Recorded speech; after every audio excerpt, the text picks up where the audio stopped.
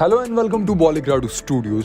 दोस्तों, जैसा कि हम सभी जानते हैं कि 1 जून को सम्राट पृथ्वीराज चौहान की जयंती है। इतिहास में सम्राट पृथ्वीराज चौहान की वीर गाथाओं के कई किस्से मशहूर हैं। उसके साथ ही एक किस्सा मुझे याद है जहां पे मैंने सुना है कि उन्हें शब्द भेदी बाण आता है और ये यूज किया था उन्होंने मोहम्मद गौरी को मारने के लिए।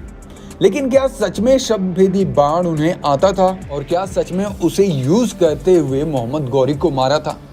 ये सवाल हमेशा मेरे मन में खटकता रहता है और हमेशा ही मेरे मन में घूमती रहती है। सम्राट पृथ्वीराज चौहान अपने शौर्य और वीरता के लिए जाने जाते हैं और कहा जाता है कि उन्हें शब्द भेदी बाण के साथ साथ और कई प्रतिभाओं में वो निपुण थे, क्योंकि उन्हें बहुत सी चीजें आती थी। पृथ्वीराज चौहान चौहान वंश में जन्मे आखिरी हिंदू शासक थे।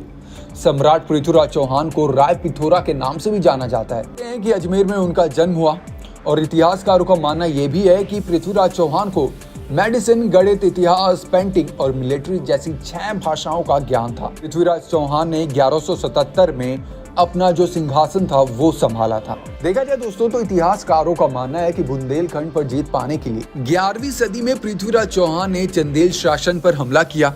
इस युद्ध में आला के भाई उदल को वीर गति प्राप्त हुई। इसके बाद आला ने सम्राट पृथ्वीराज चौहान पर हमला किया और उनको करारी हार दी। बताया जाता है कि इस बाद आला मां शारदा की भक्ति में रम गए और उन्होंने संन्यास ले लिया। कई इतिहासकारों का मानना है कि सम्राट पृथ्वीराज चौहान ने 11 वर्ष की उम्र में अजमेर और दिल्ली का शासन संभाल लिया था। पृथ्वीराज चौहान और उनकी रानी संयोगिता का प्रेम वर्तमान में भी इतिहास में अमर है। हालांकि जितने भी हमारे इतिहासकार थे सबकी अपनी अपनी अलग एक दृष्टिकोण थी, पॉइंट ऑफ व्यू था देखने का। कुछ इतिहासकार ये भी मानते हैं कि संयोगिता के पिता राजा जयचंद सम्राट पृथ्वीराज चौहान और संयोगिता के प्रेम के विरोध में थे। वो हमेशा ही सम्राट पृथ्वीराज चौहान को नीचा दिखाने की फिराक में रहते थे। इसी वजह से राजा जयचंद ने संयोगिता के स्वयंवर में पृथ्वीराज की मूर्ति द्वारपाल के स्थान पर रखी थी, लेकिन पृथ्वीराज चौहान ने संयोगिता की इच्छा से उनका अपहरण किया। पृथ्वीराज चौहान ने संयोगिता का अपहरण भरी महफिल में किया और उन्हें अपनी रियासत में ले आया, जहां आगे चलकर दोनों का विवाह हुआ। भारत के वीर पुत्र पृथ्वीराज चौहान अपने राज्य के विस्तार के लिए हर वक्त सजग रहते थे। इसीलिए उन्होंने उस समय के पंजाब के शासक मोहम्मद शहाबुद्दीन गौरी पर हमला किया। इतिहासकारों का मानना है कि इस युद्ध में पृथ्वीराज चौहान ने सर्वप्रथम सरहिंद, सरस्वती और हासी पर अपना अधिकार किया, लेकिन अनिलवाड़ा में उनको विद्रोह का सामना करना पड़ा और उनको उनकी सेना के साथ वापस लौटना पड़ा और इसी वजह से उन्होंने सरहिंद का किला खो दिया।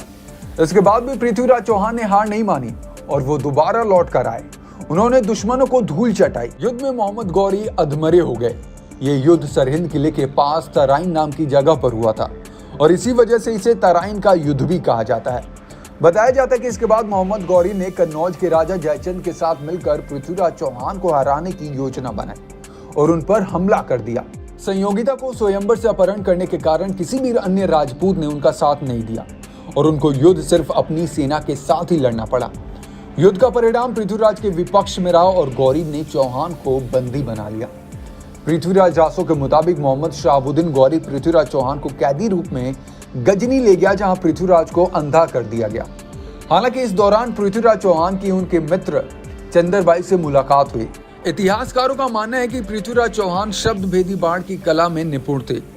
जब पृथ्वीराज चौहान और उनके मित्र चंद्रबदाई को गौरी के सामने ले जाया गया तो चंद्रबदाई ने पंक्तियां कही, 4 बांस 24 गज, अंगुल अष्ट प्रमाण तो, ऊपर सुल्तान है मत चूके चौहान। इसके बाद पृथ्वीराज चौहान ने गौरी पर निशाना साधा और गौरी की हत्या कर दी। इस घटना के कुछ देर बाद ही पृथ्वीराज और चंद्रबदाई ने एक दूसरे को मार दिया।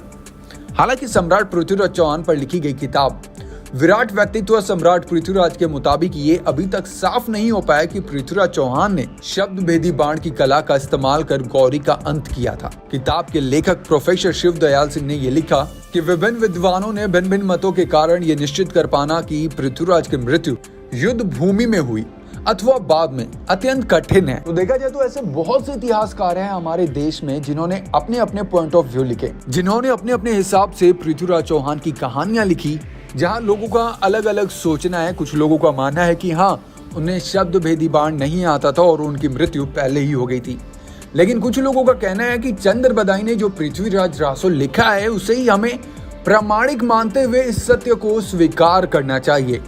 कि पृथ्वीराज ने अंधे होते हुए भी शब्दभेदी बाण विद्या के द्वारा मोहम्मद गौरी को मार गिराया और खुद का भी वध कर दिया। वेल, आपको क्या कहना है? आपने भी बहुत सी कहानियां सुनी होगी पृथ्वीराज चौहान के बारे में। आपको क्या लगता है, आपने क्या कुछ नया सुना है? नीचे कमेंट बॉक्स में अपनी अपनी राय जरूर शेयर करें। Thank you so much. देखते रहें बॉलीग्राडो स्टूडियोज।